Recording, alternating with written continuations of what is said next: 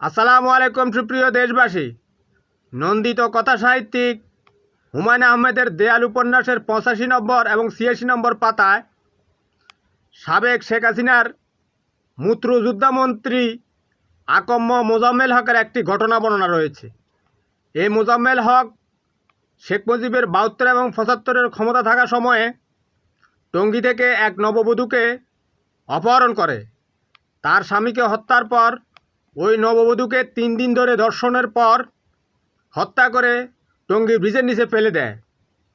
পরে যৌথ অভিযানে মেজর নাসের আকম মোজাম্মেল হককে গ্রেপ্তার করে, কিন্তু মোজাম্মেল হক সেই মেজর নাসেরকে 3 লাখ টাকা দেওয়ার বিনিময়ে ছেড়ে দিতে বলে। আকম মোজাম্মেল বলে, বঙ্গবন্ধু যদি জানে তাহলে আপনার সমস্যা হবে।